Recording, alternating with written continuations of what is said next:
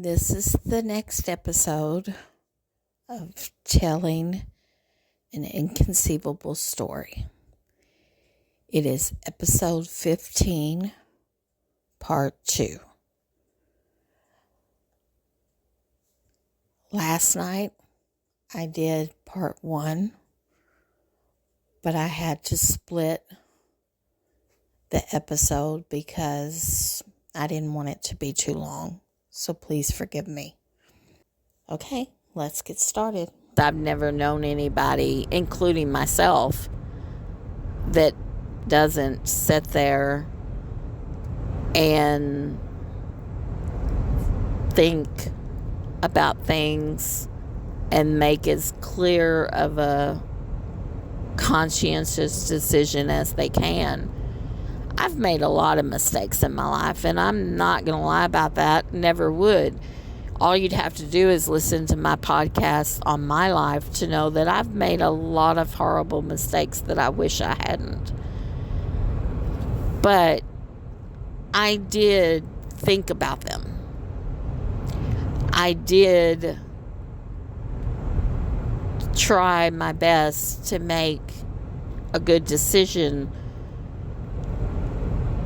Usually when I made bad decisions, it was a damned if you do, damned if you don't kind of look upon things.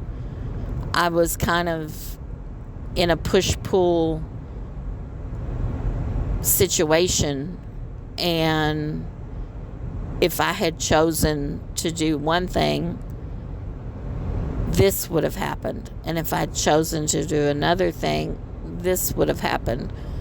And if you're choosing between two evils, a lot of times you do make mistakes that you regret. But in Bobby's case, it's not like that. He's not making decisions between two evils.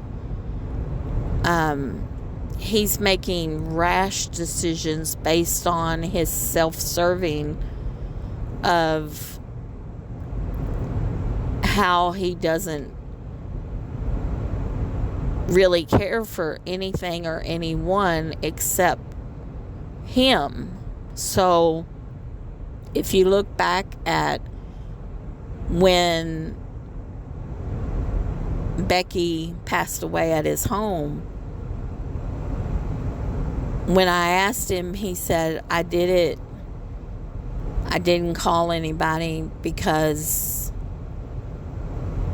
that's what she wanted, and I was trying to make her happy. No, I think she might have requested that him not call anybody.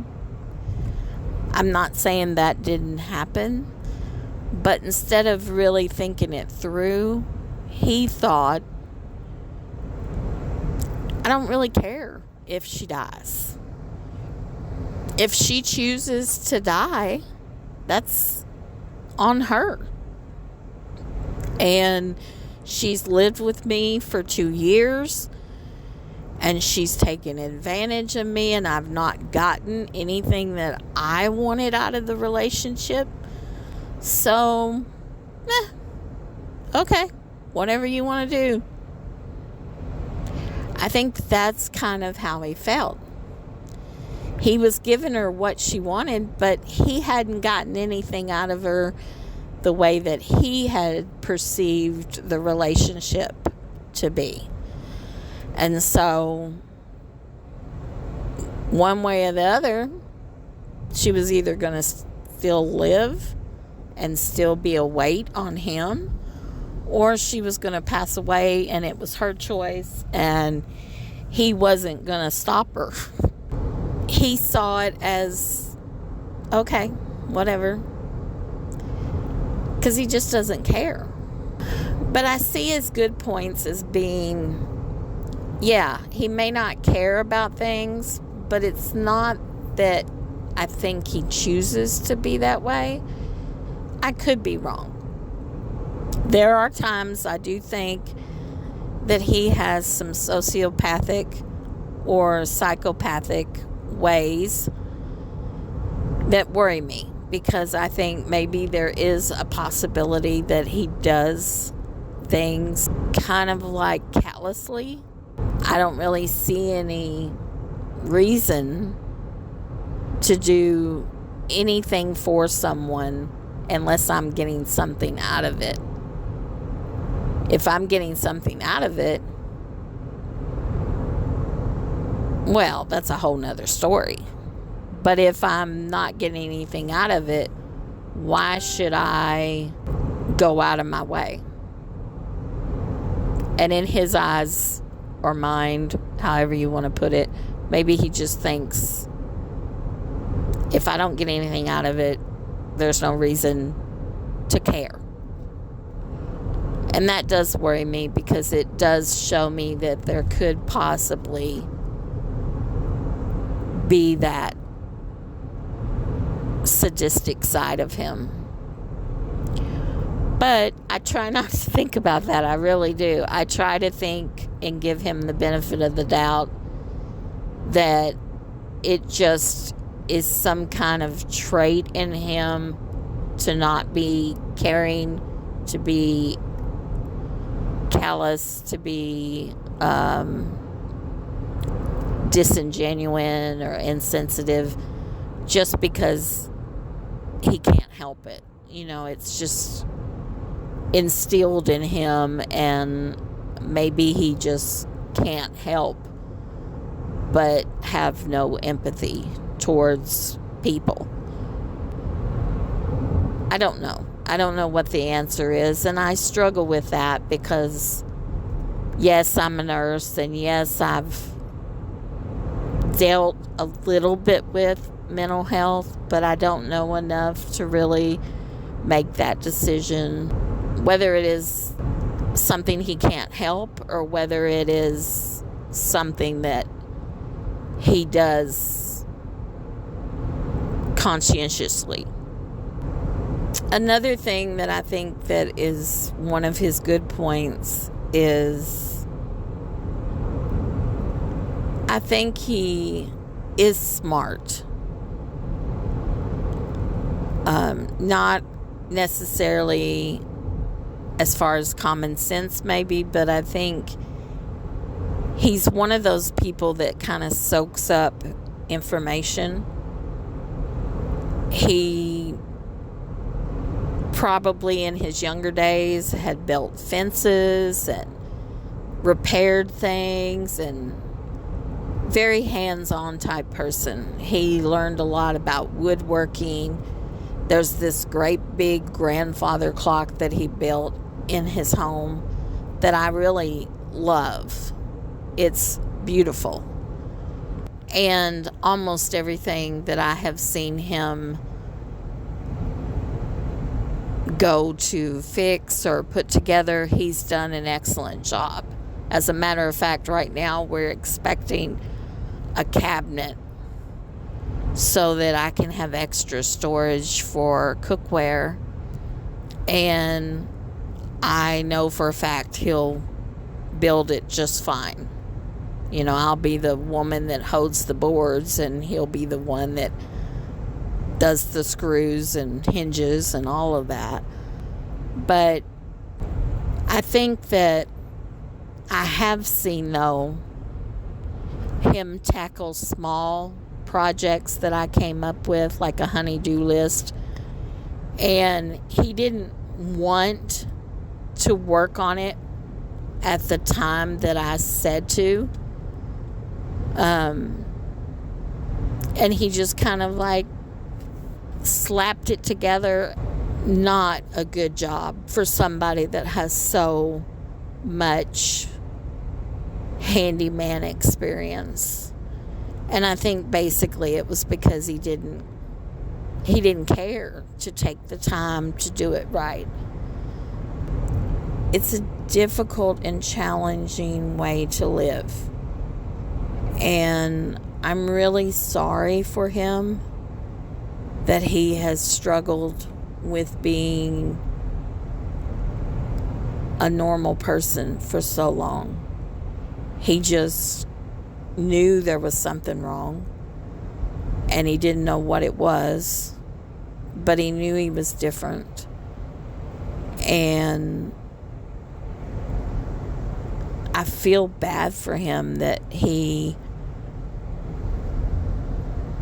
struggled with it for so long. I mean, he is now in his late 60s, and he just basically over this past year went to a psychiatrist and got diagnosed as autistic. And to be honest, like I said, I don't think that's all of it. His first session was his fictitious identity. It wasn't even the real him. And he put blame on me because he didn't want to come out to her with the issues that really he has to face. The second one was with me and him. And I think he just thought, I've got to say the truth because Kim's here. And I think he just, was forced in a way, because I was there, to admit that he had overstated things and had manipulated the situation or tainted the situation and made it about me. But he does struggle with real issues. And when we all talked about it, I think she saw that there was indeed some autism possibly there that was causing him to manipulate the situation and hide his social struggles and relationship struggles. I don't know what she was thinking or actually felt about the situation, but I do know that it was hard for him to hear that. It was hard for him to admit that he had tainted the situation when he talked to her the first time. And indeed, he did have issues that he hadn't spoke about, and now she knew about them. And when we drove off, you could tell it upset him, because he does not like being labeled anything.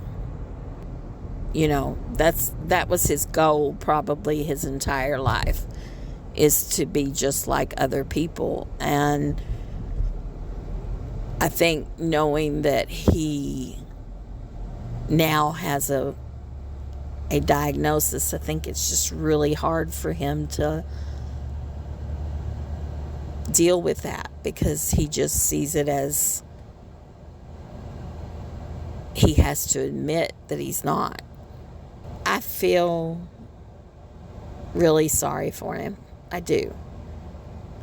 I think part of the reason we are together is because I feel like there's history there, and I'm the one and only person in his entire world that knows the real him. Even his mother, because of her dementia, just could not perceive what was actually going on with him. And I won't contest to the fact that I can really diagnose him or really understand him, because I don't. But I can see what I see with my own two eyes and say, something's wrong here. You know, there is something wrong with this situation. And why would you do these things? Or what did you feel? I can ask the questions that need to be asked. And I can kind of turn the tables on him and say, you're not the person that's out there. You're not the person that I met. You're not the person that you perceive to be out there around people you work with or people that you know. You're not that person. That person is some fictitious persona that you made for yourself. This is who you are. This person. And yes, maybe at some stage, maybe you were depressed or have been depressed. Nobody can walk around with issues that they're hiding and not have some kind of depression. That is possibly true. I truly believe that. But though depression is not your issue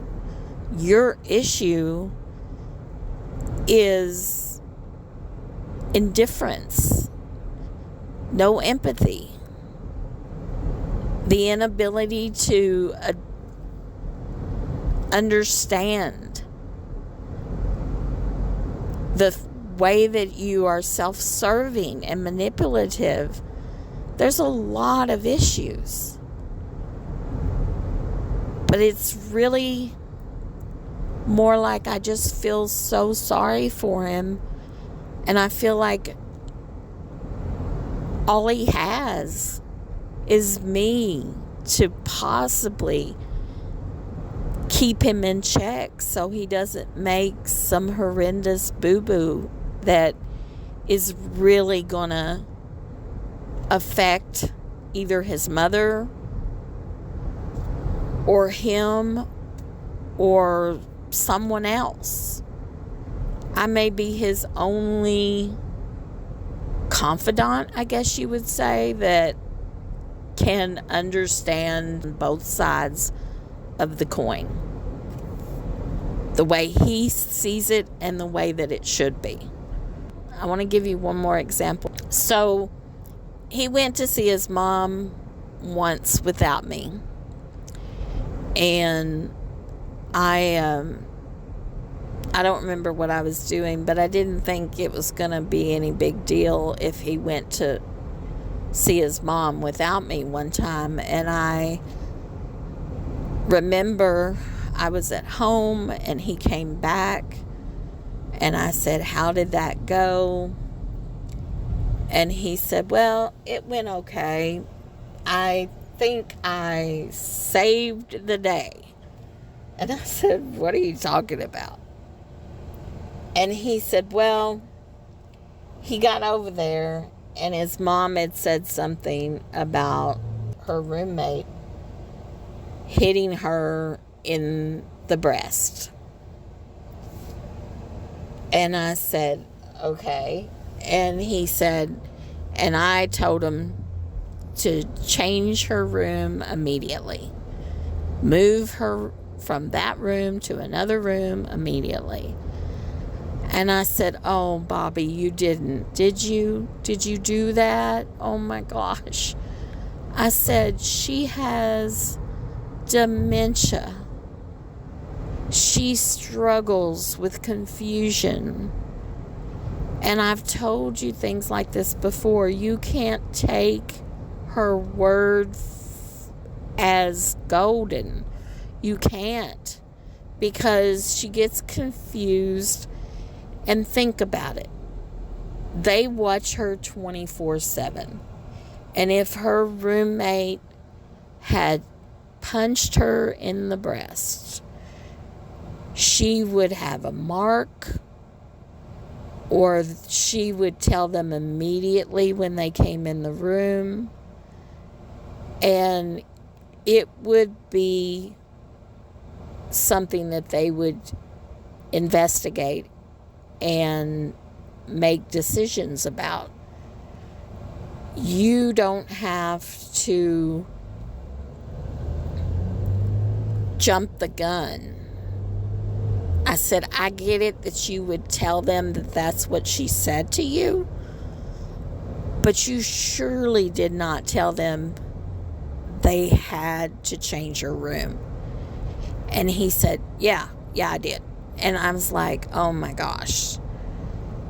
And he told me how at first he had told them, and they said they had looked into it and that she was denying basically what she had said to him, and she didn't want to leave her room, and the nurse felt like it was going to be okay for her to continue to be in that room, that she was just confused.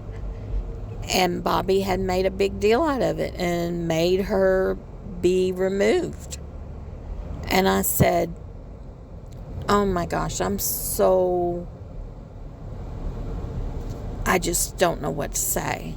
And he understood when I brought it to his attention that a dementia patient that's confused about literally everything I said, it's like they don't know what they're talking about.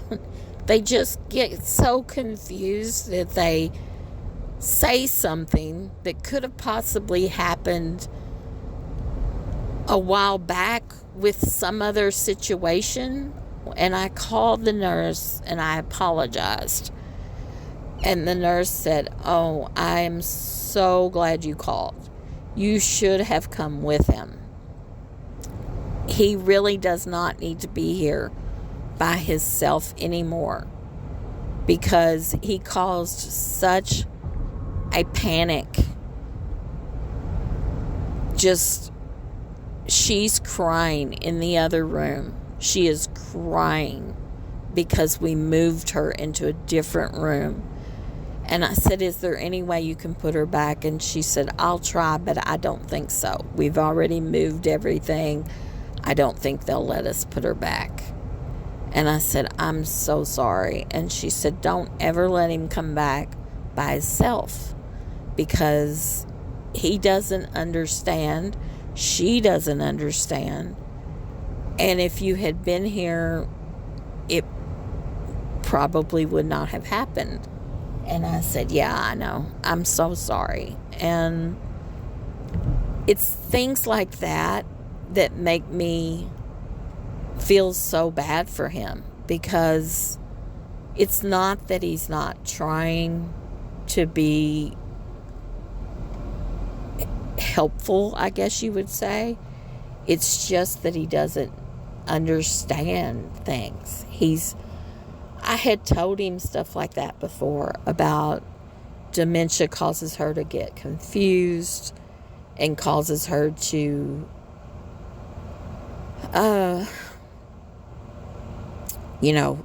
basically say, my arm hurts, and you can't find anything wrong with her arm. And she's like, yeah, I heard it in an accident, a while back. And good Lord, that could be like 15 years ago. But in her head, she's replaying it as it was just the other day. And I said, you cannot listen to that. You can listen to her, but you cannot jump the gun on things like that, because you don't know in a dementia patient what she's really perceiving is correct. And I said, you really just messed everything up, and there's no going back. The nurse said she didn't think she could move her back, and she's crying in another room. It's just a mistake, a horrible mistake. And I said, why didn't you call me? If you had called me and said, she just said this, I could have reminded you, you can't take that into consideration. No matter if he's heard this before from me or not, he just cannot grasp details and remember them.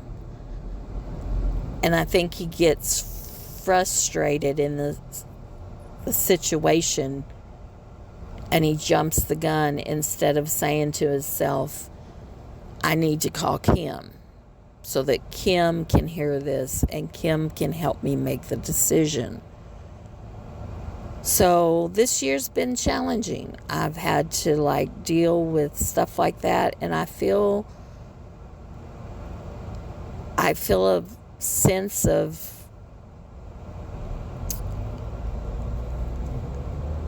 a sense of responsibility that I need to help him. Okay, so I'm going to stop this episode. Please keep listening, and thank you very much.